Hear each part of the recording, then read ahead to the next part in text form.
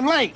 I had to stop by the Wax Museum again and give the finger to FDR. We know Al-Qaeda, Zawahiri, is supporting the opposition in Syria. Are we supporting Al-Qaeda in Syria? Well, it's a proud day for America. And by God, we've kicked Vietnam syndrome once and for all. Thank you very, very much. I say it again, you've been had. You've been took. You've been hoodwinked. These witnesses are trying to simply deny things that just about everybody else accepts as fact. He came, he saw, he died. Well, we ain't killing their army, but we killing them. We be on CNN like, say our name, bitch, say it 3 times. The meeting of the largest armies in the history of the world. Then there's going to be an invasion. All right, you guys, introducing Joe Lauria. Why, he's the editor of consortiumnews.com. Welcome to the show. How you doing, Joe? I'm fine, Scott. How are you today? I'm good, man. Hey, listen, so there was this terrible article in the New York Times, The Plot to Subvert an Election. And I thought it was kind of weird the way it was done very poorly. I thought, even though obviously I disagree with the thing anyway, but even if I agreed with them, I think they could have done a better job. But anyway, so it's Scott Shane and Mark Mazzetti, and they're saying, hey, what, are you losing interest in our ridiculous Russian narrative here? Come back to it. And so they're trying to convince themselves, convince the rest of us, while they convince themselves that all this is a very, very big deal. And then, but as you show in your piece, it's the New York Times as judge and jury. They really fell short here, huh? It was embarrassing for me to read this. Those are established journalists. They claim in this 10,000-word piece that they modeled it on an article I didn't remember but learned about it now that Time magazine did around the Watergate scandal, that they'd done a 10,000-word piece pulling the whole thing together. There were actual real crimes in Watergate, and a president stepped down. We're not anywhere near Watergate here. But as I write in my piece, they have stepped out on a limb, and the Times is not alone. It's almost all of corporate media that has done that. And rather than backing up a little bit and maybe correcting some of this and pulling it back to a reasonable, balanced report about all the different possibilities, they just double down on it. And I make the comparison to what happened with the lead up to the Iraq War.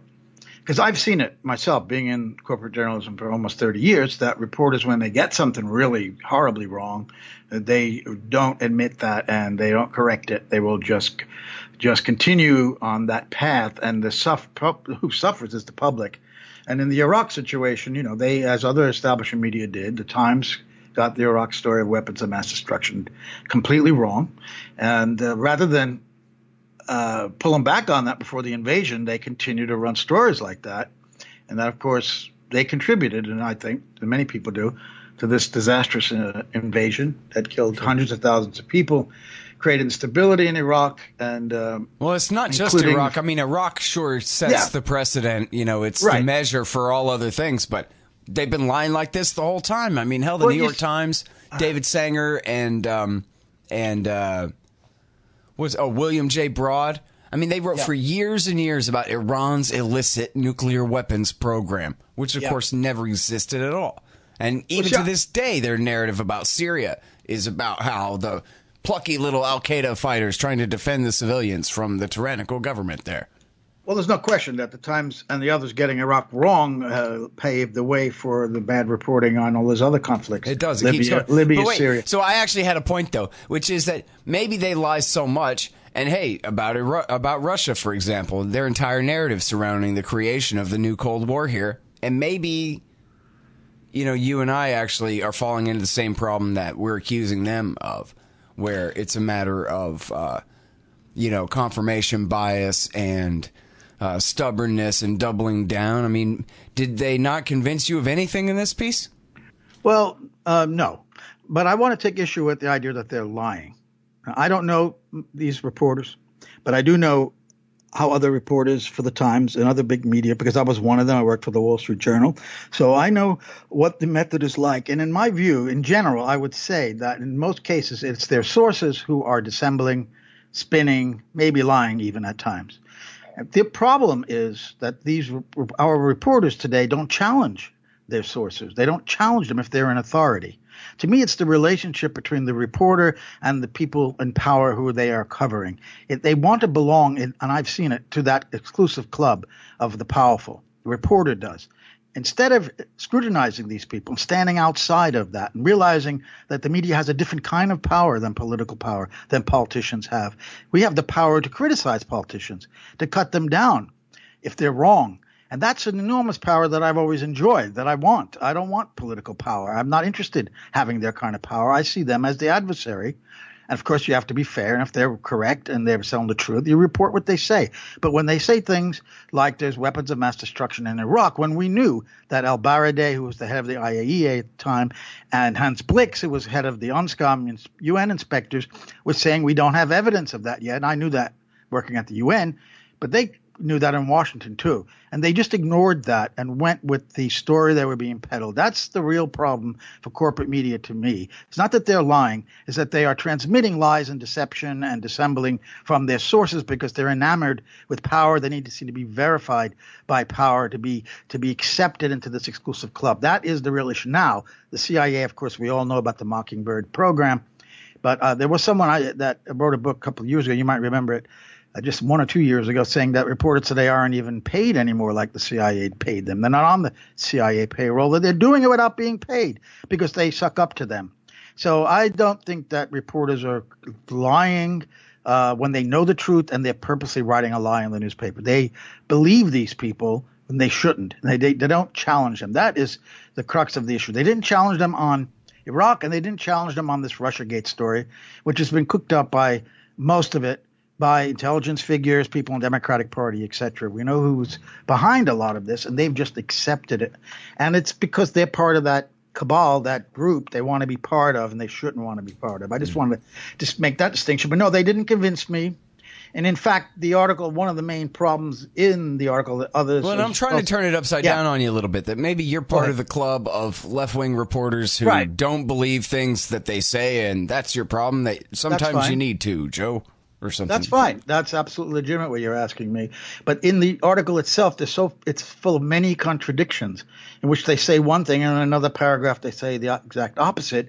And then there's this one line in here that means that this article cannot be taken seriously.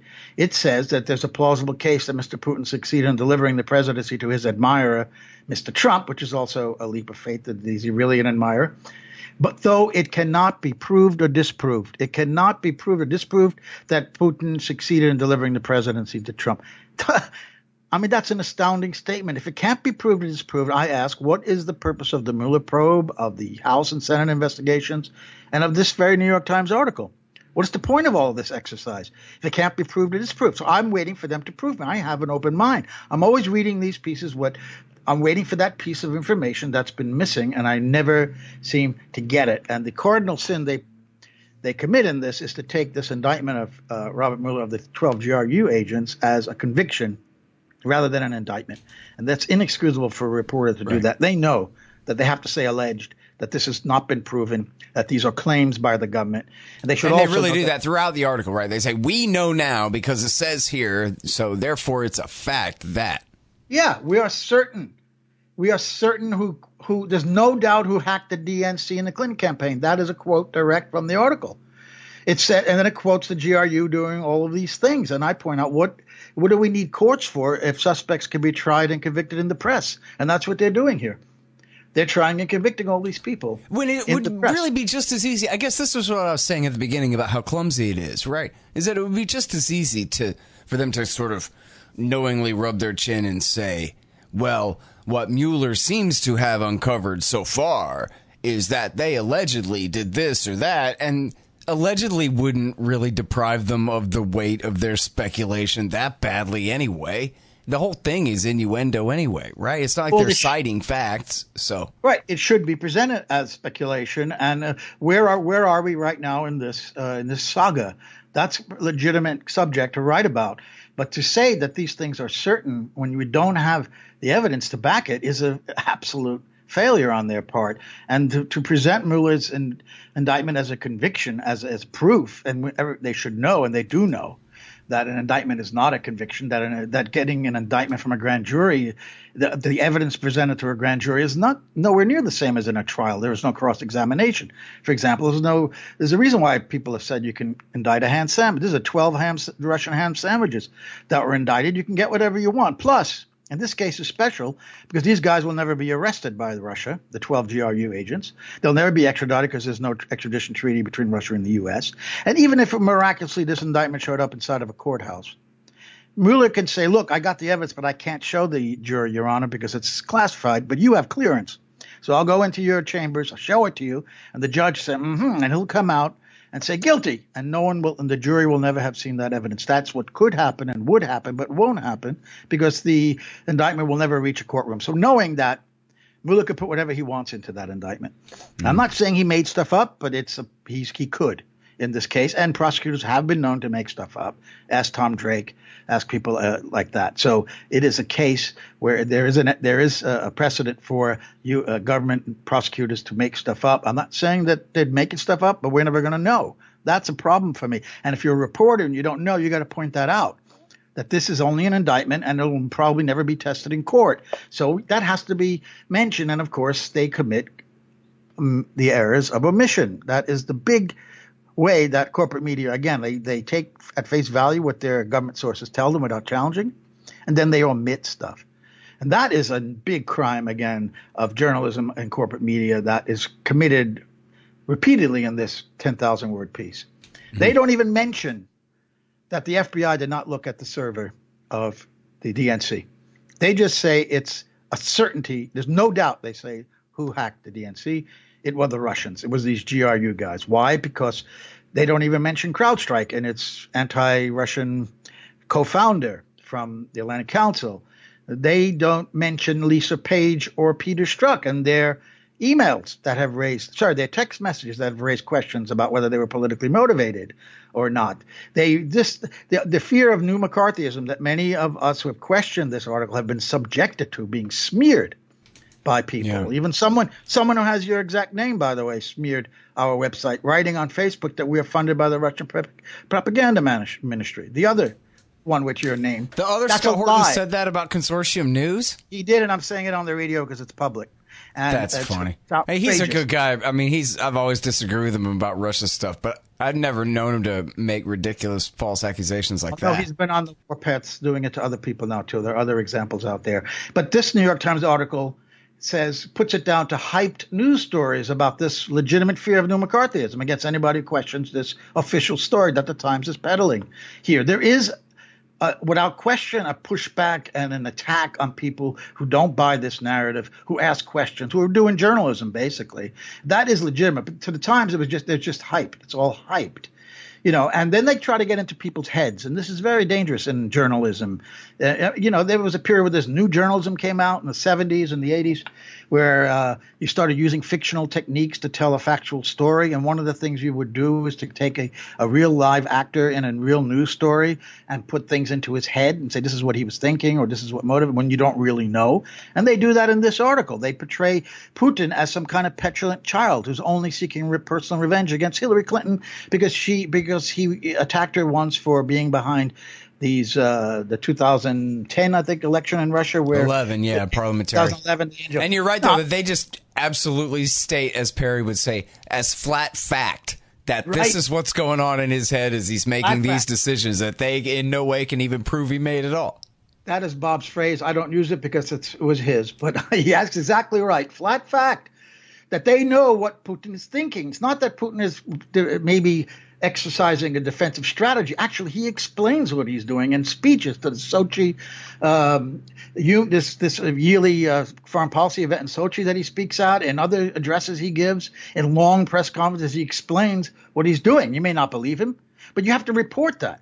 And he's pursuing a defensive policy against the United States, which is being aggressive towards Russia in the expansion of NATO, in overturning the government in Ukraine, or at least helping to overturn the government in Ukraine, for backing Georgia that attacked Russian peacekeepers. So in Georgia, in South Ossetia, that started that 2008 brief war.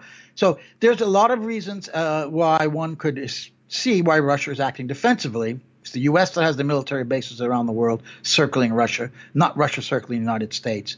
But that's not – the New York Times is just buying the establishment narrative of the geostrategy against Russia, and that you see this in this article. Now, he ignores – of course, the Times ignores the veteran intelligence professionals for sanity that say that in the study they made that this was a leak and not a hack. Now, you don't have to, again – buy that, but it should be mentioned as an alternative theory to what happened. There's no alternative theories. This is all solid fact. And they also, link erroneously the timing of the Podesta emails by WikiLeaks. It happened to come on the same day as the Access Hollywood tape that we all know about with Trump. Now, Stefania Maurizi, who was a serious journalist who writes for La Repubblica in Italy, who worked with WikiLeaks as a partner on those emails, had stated in an article in Conservative News a couple of months ago that wasn't true, that they had set up this, they decided when they were going to publish that 3 days before. They didn't know about the Hollywood tape. So, but this is the kind of thing that they don't look into. It's a lazy piece of 10,000 word journalism, and it had to be taken down and dissected. And that's what I try to do here. I am not so much saying this is what happened, because I don't know what happened. People saying to me, and critics who've written comments about my piece saying, well, just wait till Mueller finishes his investigation and we'll see what he has. And I say, exactly. Why doesn't the New York Times do that? Wait to see what we got. Yeah. Sorry I'm late. I had to stop by the Wax Museum again and give the finger to FDR. We know al-Qaeda, Zawahiri, is supporting the opposition in Syria. Are we supporting al-Qaeda in Syria? It's a proud day for America. And by God, we've kicked Vietnam syndrome once and for all. Thank you very, very much. I say it, I say it again. You've been had. You've been took. You've been hoodwinked. These witnesses are trying to simply deny things that just about everybody else accepts as fact. He came, he saw, he died. Well, we ain't killing their army, but we killing them. We be on CNN like say our name, bitch. Say it 3 times. The meeting of the largest armies in the history of the world. Then there's going to be an invasion. Well, you know what I mean? It's fact. This is all like classic conspiracy kookery, and I know because I used to be a lot more of a conspiracy kook. And once you start with your conclusion, then you can make all this stuff fit. And I could see why to say, I don't know, the run-of-the-mill Hillary supporting liberal Democrat, that when you had like these secret phone calls with Mike Flynn, the national security advisor, talking on the phone to the ambassador, who met secretly twice, but Sessions denied it with Senator Sessions. And then it says in Slate that Trump had a secret computer that sent secret messages back and forth with the Russians. And so you get like almost all these fall apart. I mean, on the face of it, the fact that they're down to the Trump Tower meeting, I want to ask you a little bit more about that in 1 second. But the fact that they're down to the Trump Tower meeting at this point goes to show that it's just like in the case of Iraq, it's 0 times 10.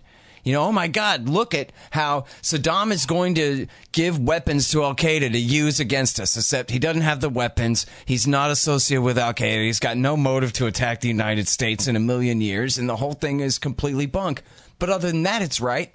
So it's the same thing here, you know, where it all, if you put it all together, and some of those examples I cited aren't ones in this New York Times article because they're ones that have already been abandoned. But I guess what I'm saying is, if you already know that this is what Putin did, and you hear all of these basically rumors and accusations and innuendos about the Russian role here, sure sounds like it adds up to Saddam's about to attack us, you know?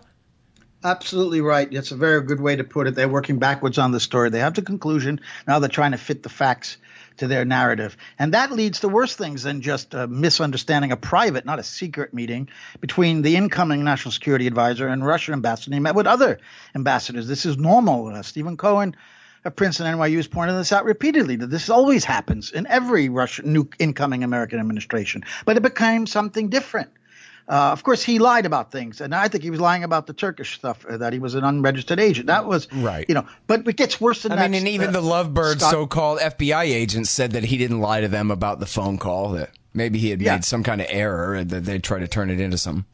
Well, exactly. But it gets worse than that, because in the feverish attempt to prove this story, you start seeing enormous errors being made where they're suspending their normal journalistic judgment by, for example, Brian Ross, when he reported that very meeting took place during the campaign, not after the election, which is very different. He had to resign, ultimately, Brian Ross, because after years as a reporter, some say linked to the CIA at ABC. Jason Leopold writing in the Daily Beast that money was sent from Russia for the 2016 election.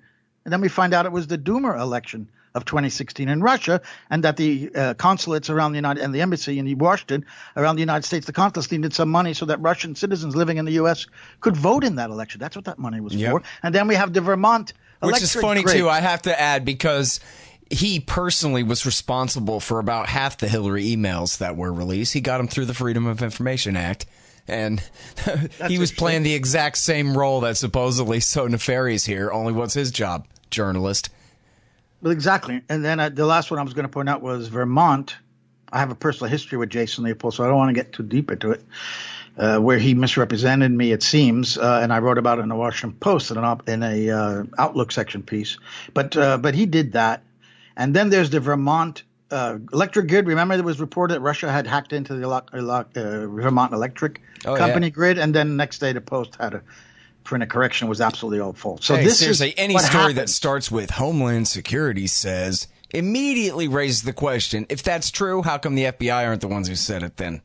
Garrett Porter did a great piece for us on Consortium. Not that I believe the FBI, but I'm just saying when it's a big time claim like that, if it was true at all, it seems like it wouldn't be their jurisdiction. Yes, well, that's Garrett Porter wrote this piece for us a couple of weeks ago, in which he did some really great reporting, and he found out that the DHS claims that Russia had hacked the voter databases were not backed up by secretaries of state that he spoke to, particularly in Illinois, that they never gave the evidence to these local databases. A lot of times the hacking was done of Department of Motor Vehicles departments, and that it was mostly linked to crime, not to Russia. But they did this, he says, Garrett, I think convincingly, that DHS, as you just pointed out, wants to get the bureaucratic power over this cybersecurity issue, when it's not the Justice Department or the FBI who are going to be doing this. The DHS, it's a power struggle, turf battle, and that the DHS is trumping up what they found out that was not true about Russia. But it fit in because people believe it, or the media believes it anyway. And this is a perfect example of this New York Times article, where you see it all in one spot. Yep. It all seems like one big mountain until closer examination. As you say, you wouldn't be able to see it on the open plain. There's nothing there. On the Great Plains, we have a mountain of evidence, but there is no mountain of evidence. All right, so let's talk about the Trump Tower. I love to talk about that. Tall like a mountain. How's that for a segue? Way up there in the top of the tower, they were committing high treason. And so I can't believe how this continuously is for them like the linchpin of the whole operation. This is the moment where the collusion took place, and you just take 2 minutes. I could destroy that. First of all, that I am not a Trump supporter. To make it clear to your listeners, I disagree with him on 99%. Just basically better relations with Russia and the North Korea. Other than that, disagree with him everything about immigration, about healthcare, about billionaire tax cuts, etc. But I don't go around, obsessed with hatred of Donald Trump. And when I tell people I disagree with him, that doesn't seem to be enough for them. I got to go around hating him, and I tell them, I don't think about Trump every hour, and maybe not even every day, and it's quite relaxing. And you should try that. Don't be so obsessed with the guy. But they're obsessed with him and this Trump Tower meeting. And what's clear, what happened is there was just on the hate issue for a second. Yeah, sure. It's funny because I hate all presidents all the time, and including Trump, but I must say that the liberals have completely taken the fun out of hating the guy. The right-wingers used to say, well, you just hate Bush. You just hate Bush. And that was actually even a dishonest accusation, really, against the left then, because they would say, yeah, we do, but for the following 15 really good reasons or something like that, you know? And so Trump does 15 horrible things every day or more, but those aren't ever the things that the liberals hate him for. They completely ignore 7 wars going on because they know he got them from Obama, so they don't want to say anything about that and show what a hypocrite they are.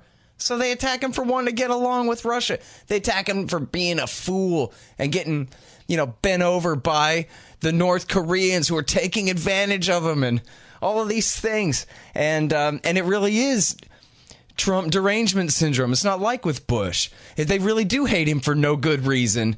And if you ask them to list the good reasons to hate him, they apparently don't have any. Totally agree with you. And I began hating George Bush in a strong way after the invasion of Iraq when hundreds of thousands were killed. Now, if Trump does something like that, I'd probably start hating him in the same way. But he might. Who could trust him? But back to the Trump Tower for a minute. It has never been proven, as far as I know, that in a courtroom or in any legal case, there's no law about this that says that receiving opposition research from foreigners is a crime, a violation of campaign law. The campaign law says you cannot take from foreigners money or anything of value. That's the key phrase. Is an opposition research a thing of value? What is meant by a thing of value? This has never been adjudicated as far as I understand. So it has never happened before. I would say a thing of value, in my opinion, would be that it's something you could sell for money. Can you sell an opposition research to someone for money? I don't know. I don't think so. It's not that kind of thing. It would be like a painting, expensive painting or a car or something that's a thing of value. But that hasn't been decided yet. So maybe it is. But as of right now, this is not a crime to take opposition research. The fact was Don Trump Jr. did not ask or seek dirt on Hillary Clinton from Russians. He was offered it by a British music promoter, not by the Russian government. He's not a spokesman for the Russian government. The lawyer who was present doesn't work for the Russian government, although she has ties to the Russian government. She was there to lobby to get the Magnitsky Act to be repealed. She had a new administration coming in, and that was a logical thing for a Russian government to do, to try to see if this new administration would be open to why the Magnitsky Act should be lifted. And we can't get into that whole story, but we know that Bill Browder, the guy behind this, was lying about his accountant being a lawyer and being killed in prison and the whole thing. He was actually a tax dodger in Russia. So he got this Magnitsky Act, which has put enormous sanctions on lots of Russians and is now being used in other countries. So that was what that meeting was about. And that's what Don Jr. said. And I don't think we have any reason to doubt him, because where is the opposition research that he was supposed to get? He never got it. Mm-hmm. He got bored and left the meeting. So there was never a transfer of the opposition research. And he never sought it, and it's not necessarily against the law anyway. But there is one campaign in 2016 that did get opposition research from foreigners. They sought it. They paid for it. The Clinton campaign from a Britain, former MI6 agent Christopher Steele, whose sources were Russian. So I'm not saying she committed a crime doing that. I don't think it is a crime. But the idea that they're using this Trump Tower meeting as the proof of collusion shows how desperate they are. And this article was written by desperate reporters. They don't see themselves that way. I do, because I'm trying to analyze their story from a journalistic point of view based on my 30 years experience as a corporate reporter for large media like the Wall Street Journal and the Boston Globe. And that's why I wrote this piece, not to prop up the fact that, no, Russia didn't do anything. I don't know. I'm still waiting for the evidence. Maybe there is some evidence there. Maybe the GRU did hack that and Julian Assange doesn't know who gave it to him, that there was an intermediary who gave it to him. I don't think if it was the Russians, they'd want him to know it was the Russians necessarily. But again, they get into Julian Assange's head too, as they did it to Putin's, saying that he knew he was pushing this conspiracy theory, right-wing conspiracy theory. They don't mention, but they put the link to the Dutch TV interview that Assange gave about when he mentions Seth Rich. It doesn't by name, but he talks about the young man who was killed from the DNC on the streets of Washington. He never said Seth Rich was the source, because he doesn't say that, but he implied it strongly. Why did he do that? Because he wanted to deflect attention from the real source, possible, or he was the real source and try to get it out there without actually saying it directly. That's also possible, but we don't know. That's the point I make here. I'm not defending the Seth Rich story. I'm not defending Assange. I'm just saying you don't go into a guy's head and tell us, the reader, what he was thinking, why he did something when you don't know. You can't use that technique in reporting. You know what, though? You have to admit, though, that half of everyone in the world hates Hillary Clinton. So it's a pretty fair assumption. No, I'm just kidding. Okay. No, but you know what? So back to the tower here. I mean, the point is, seems like to me that okay, take it at face value. What we already know didn't happen anyway. But let's say that he had said, okay, we'll lift those sanctions if you give us these emails that you have on Hillary Clinton, which did not take place, right? That was the bait for the meeting that never went anywhere anyway. But even if that had happened, that, and maybe that would be a crime, I don't know. But that sure still seems like a pale imitation of the original accusations here, which was this massive, Russian intelligence operation that the Trump administration was cooperating with that made him the Siberian candidate, as they put it, or whatever, all this stuff. I mean, you had the acting or former acting director of the CIA, Mike Morrell, saying this guy's, a compromised asset of the Russians, basically, and this kind of thing. Seems like pretty thin gruel to hold that up. And then even that's assuming that any of this even happened, which even in the official story it didn't, right? As you say, he got bored and left. That's the official story of the thing. There were no Hillary emails. They didn't have the missing 30,000. The missing 30,000, not that anybody needs to worry about the fact that there's a missing 30,000. Right. But they didn't have them. They didn't have anything. And they didn't get a deal on the Magnitsky Act either. So Right. That sounds like horse trading to me. I don't know if that's a crime either, but that happens in politics all the time. That's the way it works. People make deals. They trade things. It happens in Congress. It happened at the UN Security Council that I covered. Is it okay if I still want the Russians to find the missing 30,000 emails and post them on WikiLeaks? Well, they did a service giving us those emails, even if it was a crime. But, of course, it is a crime to hack and steal someone's emails. Nobody's doubting it's not a crime to publish them. Yeah, except those. They weren't classified. She was committing a crime in keeping them on her own server, and obviously because she was trying to protect them from the Freedom of Information Act, where Jason Leopold could get his hands on them. Yeah, well, we're mixing two emails. The ones on a private server, yes, she did that for that reason, I believe. And then there's the DNC and Podesta emails, which were not classified. They were just internal documents. Well, the famous missing 30,000 are the... Well, that is so ridiculous. I'm glad you raised that, because the idea that Donald Trump would, on national television, worldwide TV even, live, initiate a covert intelligence operation by telling Russia, go get him, is the most preposterous thing imaginable. Why would they, first of all, need Trump's help or anyone in his campaign to do this leak if it came from the GRU headquarters in Moscow? They wouldn't need them to do that. They wouldn't want him to know that. It would be the least you want a few people to know about that operation as possible. And it was obviously just a sarcastic crack. Yeah, of course it was. Of course it was. But I think a lot of people, I'm from New York City. I'm from the Bronx. He's from Queens, Trump. I know this guy 30 years before the rest of the country because I'm come from New York. All New Yorkers do. And we heard about his love affairs and his braggadocio and this ridiculous guy who I cannot take seriously, even in this position that he has right now. I'd laugh at him. And when he made that statement at the UN the other day that I'm better than every administration almost in history, people laughed. I thought that was a good-natured laugh.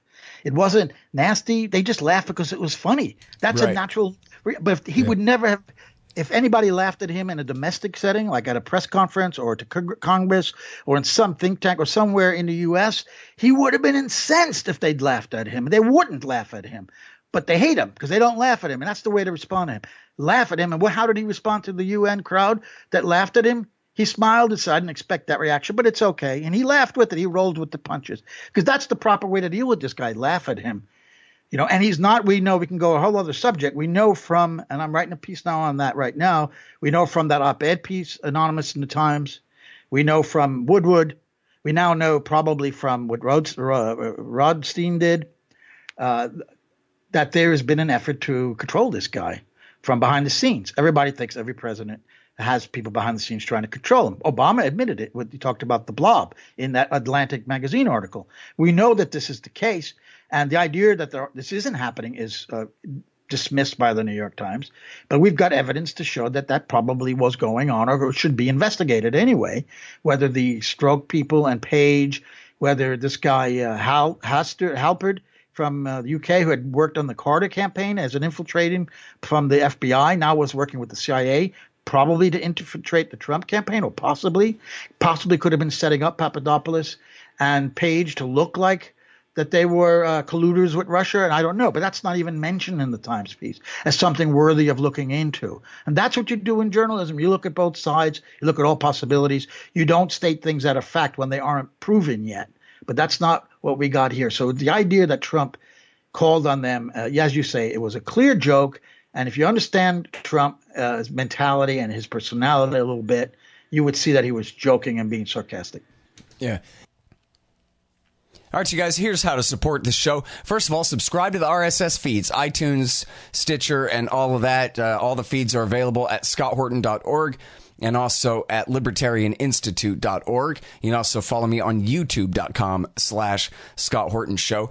And sign up for Patreon. If you do, anybody who signs up for $1 per interview gets 2 free books from Listen and Think Audio.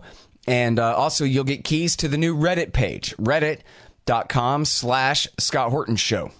And then if you go to scotthorton.org/donate, $20 will get you the audiobook of Fool's Errand, Time to End the War in Afghanistan. $50 will get you a signed copy of the paperback there. And a $100 donation will get you either a QR code, commodity disc, or a lifetime subscription to Listen and Think Libertarian audiobooks. That's all at scotthorton.org/donate. And also anybody donating $5 or more per month there. If you already are, or if you sign up now, you'll get keys to that new Reddit group as well. Already got about 50 people in there, and it's turning out pretty good. Again, that's reddit.com/Scott Horton Show. If you're already donating or you're a new donor, just email me, scott@scotthorton.org, and I'll get you the keys there. And hey, do me a favor, give me a good review on iTunes or Stitcher, or if you liked the book, on Amazon.com, and the audiobook is also on iTunes, and sure would appreciate that. And listen, if you want to submit articles to the Libertarian Institute, please do, and they don't have to be about foreign policy. My email address is scott@scotthorton.org. And hey, I still think that's a big deal that she's obviously blatantly lying, that those were 30,000 personal emails that she didn't need to turn over to anyone, and then cited as examples. Well, you know, like when I email back and forth with Bill all day. Except Bill's already on the record saying he's only sent 2 emails in his life, you know, on somebody else's account, and he didn't use it. And she's just a liar. She's tweeting, oh, this is about yoga. No, this is about corruption in the Clinton Foundation and buying foreign policy for the right amount of oil dollars if you're, you know, the right kind of Arab sheik and whatever. We all know that. That's why she deleted them, because they prove what a criminal she is. It's obstruction of justice. We don't know that for sure. I mean, probably never will, but that's a good guess. That there wasn't about yoga, 30,000 emails. Very likely. Seriously. Or Chelsea's wedding and that kind of thing. And maybe some of them were. No, I mean, it's hard to believe, but we don't have the proof. And, you know, and he was joking about that. So, but the idea that they're still using that, and they're using the Trump Tower as their evidence for this story, is just amazing to me, that they don't have anything more than that. And they have the GRU indictments, which are only an indictment and not evidence. And the juries are instructed not to take what's an indictment as evidence. You present the evidence in the courtroom, and it's tested with cross-examination in front of the jury. That never happened and will never happen. So did the GRU do it's possible? I don't dismiss that possibility. But I'm saying you don't write an article saying it's true that it happened when it's not proven. Yeah. All right, now that's still the point I'm making. Yeah. Well, so speaking of things that aren't true or certainly are unproven, how about Netanyahu at the United Nations yesterday claiming he's got a new secret nuclear warehouse? What do you think of that? I have to confess that I did not see. I have it on my list of things to do, is to watch it or read his speech. I always do. I used to report that speech for the Wall Street Journal every year at the UN, at least the days. I would report what he said during the day, and then the White House correspondent, State Department guy would come in and rewrite it and give the spin the Journal wanted. But this year I did not see it.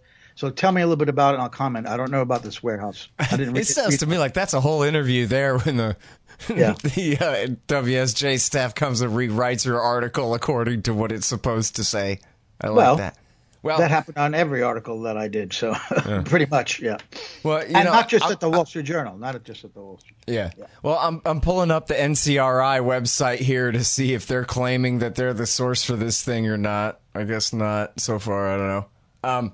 But so, yeah, he claimed that there's this warehouse that has, it's a secret atomic warehouse, he said, full of, he just said equipment and material from their nuclear weapons program. So you mean Iran? Iran? Yeah, and then it's in Tehran. So he didn't say if it was actual nuclear material, and he didn't really say that it was anything undeclared to the IAEA necessarily, or required to be declared to them and not, or what. So anyway, it sounded like the same old kind of thing that we get from him and the MEK, Yeah, and the fact that he was talking about Iran having a closer nuclear weapon like 15 years ago. So Netanyahu is a man who seems to be completely distorted by the power that he has, and he could say things whatever he thinks he wants to say, and he knows it's going to be believed. I can tell you another Wall Street Journal. In one of those Netanyahu speeches that I covered, I wrote that he claimed that Iran had a missile that could soon strike New York. And I wrote the word claimed in the piece. And the editor said, why are you saying claimed? That makes it sound like that it's not believable what he said. And I said, that's precisely why I wrote claimed, because I don't find that believable. I never heard this before. Seems like nonsense. So I say he claimed that. So he claimed he has this warehouse. You have to use that word. No proof. He'll never have to put it. But this is a PR exercise, his UN speech. He knows that he's going to get newspapers in America to report this seriously. That's the purpose of that. And back in Israel, but not even Haaretz. There's a better press about Israel in Israel than there is in the U.S. They've been more critical. But in the American press, you could probably get away with that. I didn't read the coverage, but I will do that, and I would not be surprised if it's reported straight that he has this warehouse, which sounds like a bunch of bull. But the Guardian version is simply that he said so, but they don't claim anything further than that, luckily. Right. Well, that was the one I read. What else can you say than that? Yeah. We don't have any proof. Did he show photographs? Did he have any charts this year? He probably did. Well, yeah, you had a photograph of a building, right? Yep. And then said, see, it looks like a building, but if you could see on the inside, then you would know what I know. That's the building. Yeah. Yeah, he's a showman. He's very good at it, actually. He knows how to work a crowd. There's no question about it. Could have been good up in the Catskills during those days of comedy, but he went into politics, unfortunately. Well, all he's really saying is, look over there. Forget the Palestinians. It's Iran. That's what we need to be talking about here. Right. No, Iran, and it's scary what's going on with Iran, because what Bolton said on Tuesday, the day of Trump's speech, that they have hell to pay. And then there were stories, we saw what Giuliani had said the week previous, his personal lawyer, that the government will be overthrown. It's a matter of time. They had to deny this, but that looks pretty clear that's what they're up to. And that's extremely dangerous, and that would make Netanyahu and Mohammed bin Salman and the rest of the crowd in Riyadh very happy if America went and tried to overthrow this government, whether through covert means or even through military action. And we know how disastrous that could be, even worse maybe than Iraq. They are going to fight, and they have probably a more advanced military than Iraq did, so maybe not the same size. But I think that Netanyahu is just doing what he always does, and it's sad that anybody would take that seriously without real proof that he can whip this out at the UN and think he can get away. But it's also the contempt he's showing to the UN, which he claims singles out Israel opposed to other countries. Then they're a democracy. Yes, a democracy for certain people in Israel, not for everybody, who they control, and they have their borders. Fully half the population under our rule have the right to participate in power to some degree. So that's the other half. That's all right. Yeah. Oh man. Shit, Joe. What was I going to ask you next? I completely spaced out. Once we started making cracks about that guy. Well, let me ask you this then. All right, well, so let me ask you this then. Was there any movement on the Palestine situation at the United Nations with this whole series of meetings this week? You really want a serious answer to that question, Scott? No. Now, not that I've seen. They talk about it at all? Was it a controversy? Yeah, well, Abbas made his speech, and Netanyahu made his speech, and it comes up in almost every speech by an Islamic leader and others that we need a two-state solution. The Malaysian Prime Minister, who's 93 years old, I didn't know that, spoke today. The oldest living leader of any country, and the guy looks like 73. he went on very strongly about Israel, how the Palestinians at the very beginning, of course, tried when they were kicked off their land to use conventional warfare with neighboring states. And when that failed, they turned to catapults and rocks. And then they turned to terrorism. And he claims that Israel then will respond to some missiles coming out of Gaza that had hardly hurt anyone, maybe occasionally kills one or two people. They will respond by bombarding populated areas of Gaza and killing over 1,000 people. Have done this now 3 times in the last 10 or so years. And he called that terrorism. We should see it that way. I see it as a war crime. I think terrorism, which has never been defined by anybody or agreed to anyway by the international community, is by non-state actors.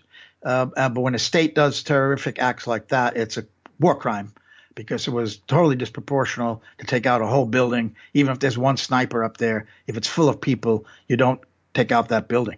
Your own soldiers should be at risk rather than killing all. That's what the law is of war crimes, about disproportional power being used in a military situation. So we get in this in all the speeches. Again, they talk about it like it's a mantra, 2-state solution with Israel and Palestine living side by side in peace. I mean, if I had a dime for every time I heard that in the 25 years of the UN, I would be a wealthy man right now, because it just by saying that over and over again is not going to make it happen. We all know the reality on the ground. The same ethnic cleansing that began in the 1947-48 period has slowed down but continued little by little by the grabbing of property from the Palestinians to build what I call colonies, not settlements. I've seen these colonies. I've been several times in the West Bank, spent a week in Ramallah there a couple of years ago. These are high-tech houses on hills, usually with sun panels on the roof, and they've built a light rail system in East Jerusalem. I mean, it looks like a modern European city, and it's all around them are Palestinians living in relative squalor, who cannot move more than a couple of miles or kilometers without being stopped at a checkpoint.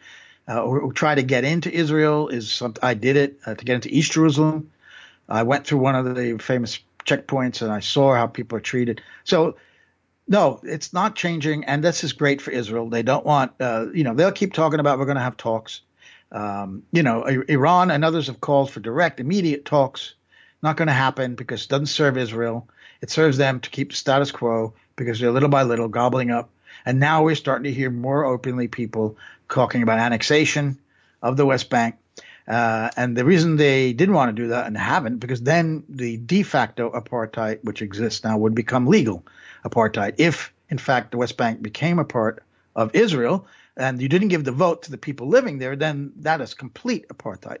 There's no argument anymore. That's why they don't want to try not to legally annex the thing. But these little settlements or colonies, I call them, it's funny because they're not legally part of Israel, but yet people who live in those settlements are allowed to vote in Israeli elections, which I find very interesting, whereas other Israelis living abroad are not allowed to vote. Only military members and diplomats are allowed to vote if you live in New York or wherever in an Israeli election.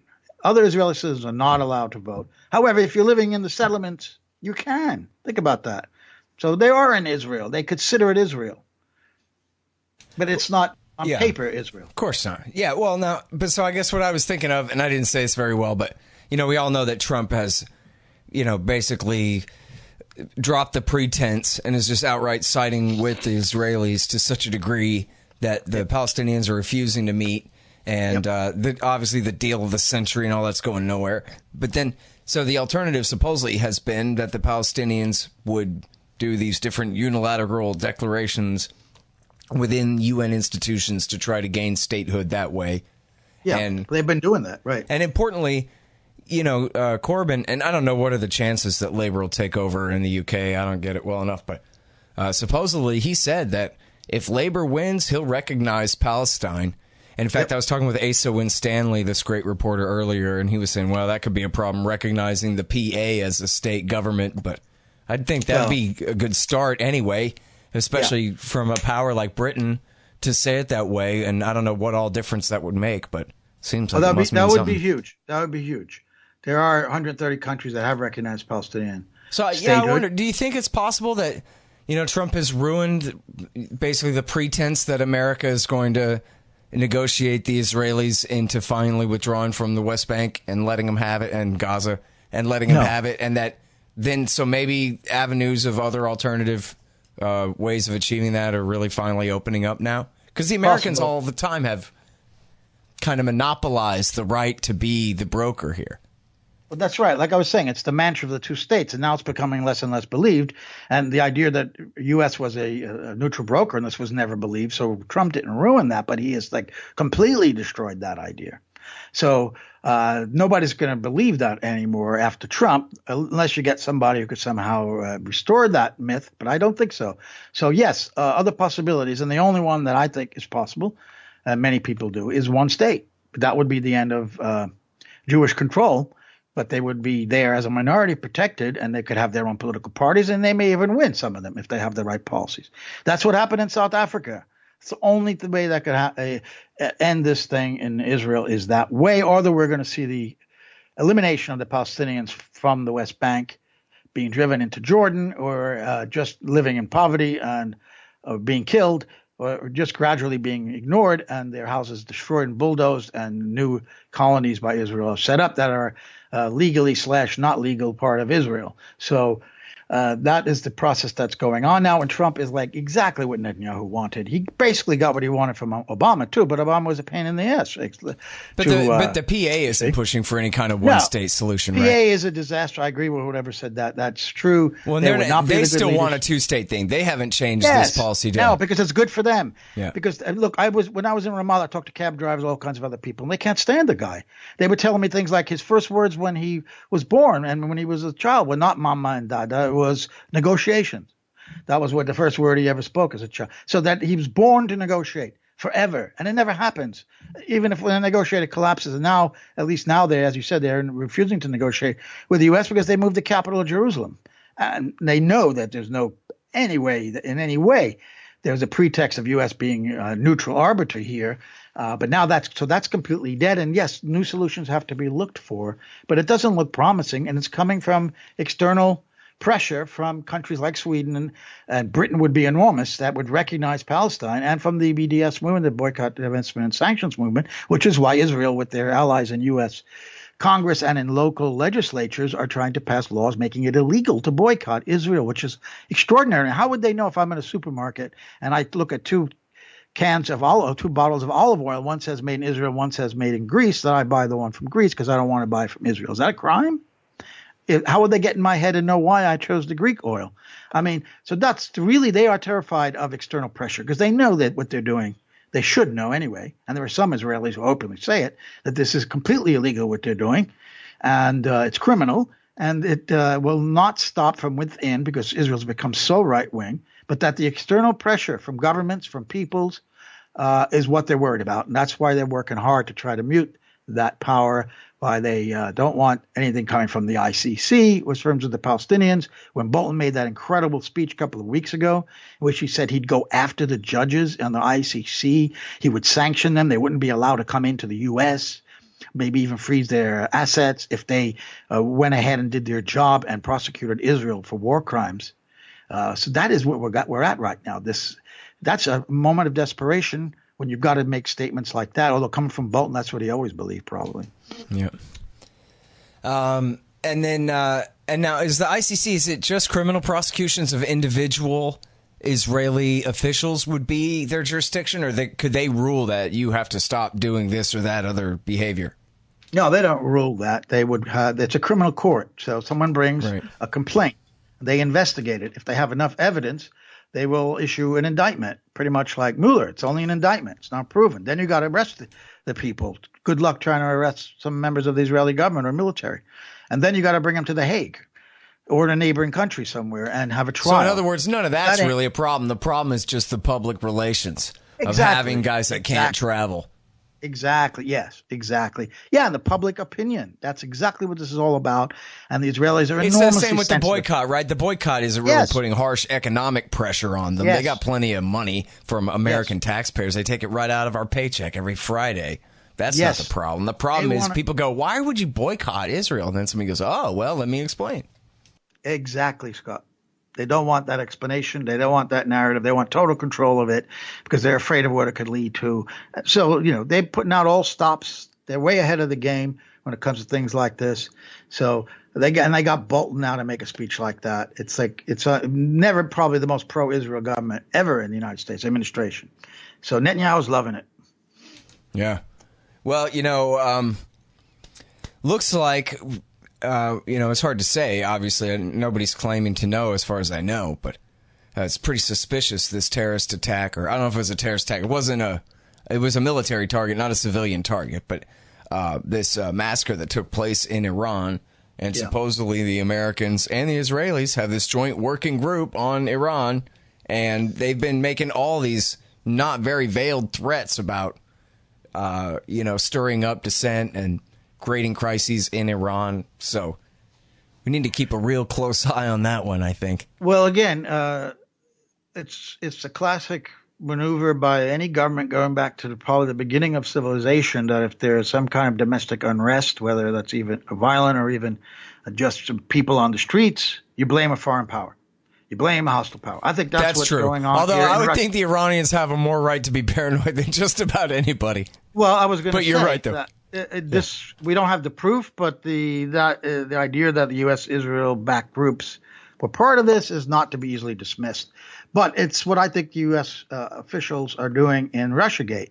They're blaming Russia for our undermining our democracy, sowing social divisions, as if we haven't had racial divisions and economic divisions in this country for a long time right now, and that it's Russia that's responsible for it is a way to deflect attention from the failed economic policies by the plutocratic-controlled Republicans and Democrats over the last 30 years with their neoliberal policies that are destroying the middle class of the United States and curbing our democratic rights, with more and more money pouring in to the campaigns after Citizen United. That was the part of the story that we skipped before, too, Russia. right? Yeah, blame Russia for it. Was that, the Russians bought some Facebook ads, and therefore they're the ones who were responsible. They were behind the Black Lives Matter thing. That wasn't local people tired of being shot. That was the Russians trying to divide us from each other. Before that, blacks were perfectly happy getting shot at and not complaining. Everyone knows that. Lie. That's a complete lie from the intelligence agencies, which the New York Times readily publishes. Wasn't that amazing that they would go that far to try to do that? How could they think they can get away with that, except that they know they have a politically badly educated population because they've been reading newspapers like the New York Times? Well, and they know how much liberals love punching hippies and proving what leftists they're not. And so, for them they cluck their tongue and go, oh, no wonder, Well, you wonder who does believe all of this, because polls indicate Americans don't give a damn one way or the other about Russia. They're concerned about the economic situation they're in. So that was not created by Russia. The idea of blaming Russia. My conspiracy theory is if the Russians were involved in Black Lives Matter, they were the ones who came up with that stupid slogan, right? It was the Russians who infiltrated it to undermine the whole thing and make it stupid and useless. It's like I said, what governments do throughout history when you have created your own unrest at home because of your failed policies, because of your own repression. So you cannot turn around and say, wait a minute, I'm going to give up some of my power and privileges in order to right this situation. I'm going to blame a foreign power over the hill. They're coming to get us. And that's what's going on in Russiagate. And I'm not saying that's going on in Iran, but it could. There are people who don't like the mullahs in Iran. They're genuine. In every society, there are people who are unhappy with the ruling party. And it's usually the CIA and external factors who work with those people. They don't create out of whole cloth. There were people who hated Yanukovych for nothing to do with the Americans. But you work with those people and train them and give them money, and you help push them along. That's the way it usually happens. And then you have a coup. It's not like the Americans have created the whole thing. So you work with the opposition that exists in every society, and there is one inside of Iran, obviously. And so that the idea that foreigners helped with that would not be surprising, but I would love to see proof of that. That would really help. Yeah. Well, and you know what? They killed 2 and caught 2. So maybe we will find out. Oh, well, the 2 who were caught, right. Let's see. If they confess under duress, then they'll say that. Well, that's true. Right. You can't necessarily trust what's going to come out in court there. Yeah. In any court. Yeah, I was going to say, they have a very flawed republic there, but not like we would know anything about that. No, flawed republics, they only exist in the countries America hates. Yeah. You know that. All right. Okay, Joe Lauria, everybody. UN Joe on Twitter, and that used to be his beat. Now he's the editor of consortiumnews.com, and this one is called The New York Times as Judge and Jury. Thanks again. It was a pleasure talking to you, Scott. Thank you. See ya. Oh, and I forgot to mention Joe's great book, How I Lost by Hillary Clinton, which, well, it's really good. So it's, it's all first person by her as, kind of narrated and edited by him. And, it's wonderful. You should read it. All right, y'all. Thanks. Find me at libertarianinstitute.org, at scotthorton.org, antiwar.com, and reddit.com/Scott Horton Show. Oh, yeah, and read my book, Fool's Errand, Timed and the War in Afghanistan, at foolserrand.us.